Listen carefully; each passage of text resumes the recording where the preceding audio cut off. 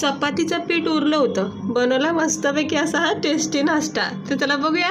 हे बघा, इकडे एक चपातीचं पीठ उरलं गेले, वेस्ट नाही करायचं, याच्यापासून नाश्ता बनवायचा. चपाती लाटून घ्यायची, पातळ अशी गोलाकार चपाती लाटून घ्यायची, त्याचे पातळ अशा कटिंग करायचे, असे पातळ पातळ मस्त असे नूडलसारखे याला कट करायचं, रेषा पाडायच्या अशा, मग वेगळ्या करायच्या. गरम पाण्यामध्ये 2 मिनटं ह्याला तर चांगलं उकळून द्या. उकळून झालं की हे सगळं गरम पाणी, उकळलेलं पाणी काढून घ्यायचं.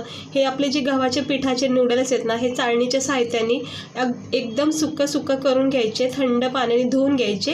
कढाईमध्ये 1 चमचा जिरे, लाल मिरचीचा कूट, हळद, धना पावडर टाकून हे शिजवलेले नूडल टाकायचे. वरून कोथिंबीर टाकायची, चाट मसाला, केचप टाकायचे, soya sauce, red chilli sauce टाकून भरपूर अशी व्हेजिटेबलसुद्धा याच्यामध्ये तुम्ही टाकून गरमागरम अशी व्हेजिटेबल नूडल्स तुम्ही गव्हाच्या पिठापासून बनवू शकता.